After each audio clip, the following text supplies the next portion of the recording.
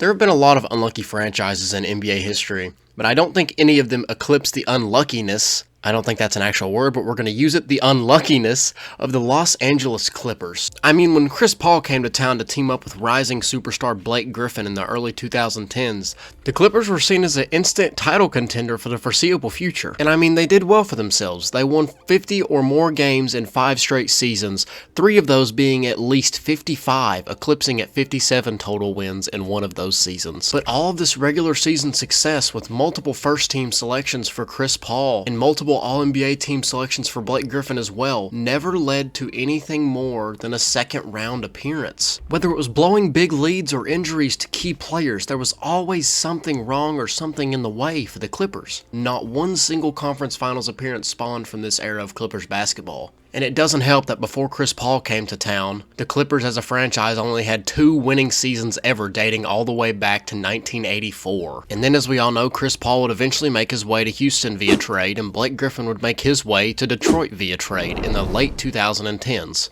After an 8th-seeded appearance versus the super team Golden State Warriors, where they actually pushed them to 6 games, the dust cleared and a blockbuster trade happened. The LA Clippers would trade for Oklahoma City Thunder MVP and Defensive Player of the Year candidate Paul George with a record-setting amount of draft picks along with Shai Gilgeous-Alexander and Danilo Gallinari. Oh, but that wasn't all. That cleared the way for Kawhi Leonard to sign with the Clippers. Fresh off of a finals run and finals MVP run, where he had the playoff run of his career, and also becoming a worldwide meme at the beginning of the season.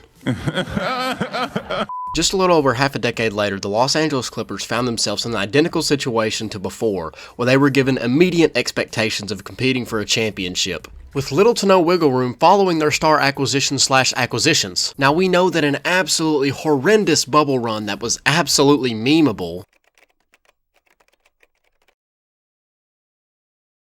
I ain't met Playoff P yet, huh? It's all love for Paul George, though. He's one of my favorite players, and he truly did earn the Playoff P nickname in the 2020 to 2021 playoffs. And an ACL tear from Kawhi Leonard in the next season has really derailed them from meeting these expectations. But after what Paul George showed us in the 2020 to 2021 playoffs, where he absolutely cooked after Kawhi went down, and a healthy Kawhi Leonard along with the acquisition of John Wall, I think this Clippers team could easily be the West favorites a month into the season. I mean, they flat out have 2 of the best defensive wings in the league, and those wings also happen to be 2 of the best two-way players in the league as well. They can both lock down your best player and go for 30 or 40 points on any given night, and they're on the same team. Not to mention they have a legit 20 points per game scorer that can shoot the lights out from 3 in Norman Powell, who everyone seems to forget about. I mean, heck, I'm even guilty of forgetting about him being such a bucket getter and still being on this team. And obviously it's yet to see how John Wall is going to perform, but if they can even get a fraction of what John Wall used to be,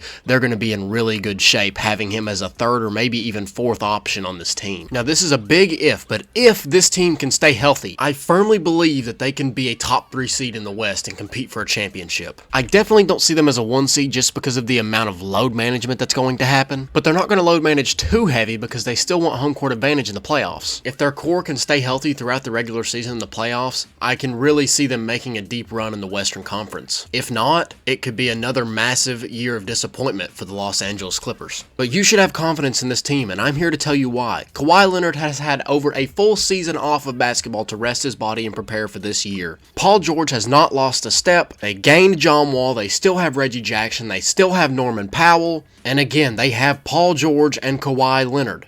And I really think this acquisition of John Wall can be huge for a couple of reasons. I'm here to also tell you, don't expect John Wall to average 20 and 10 a night. He's not going to do that. The main thing John Wall needs to bring to this team is tough defense, veteran leadership, and floor facilitation, while still being able to go for 20 points on any given night. Of course, we'll definitely get some of those 20 and 10 games like that, but don't expect him to do that every night because that is not what he's going to be bringing to this team on a game-to-game basis. They don't need him to do that. What you can expect, however, is the Clippers to be a top-tier defensive team when all of their players are playing and not resting. And you can expect Paul George and Kawhi Leonard to put up extremely close stats in terms of points per game, as I feel their load on offense will be pretty evenly distributed between the 2 of them. What are your guys' expectations for the Clippers? Make sure to let me know in the comments below, and make sure to like and subscribe if you made it this far because it's pretty obvious you liked it enough to do so, and also because I'm going to give you absolute banger NBA videos every single week. And if you want more banger NBA content, make sure to check out my podcast, the Sparkplug Podcast, with my amazing co-hosts, Thunder Random and OKC Flow, both on Twitter. Thank you guys so much. God bless you all, and I'll see y'all in the next one.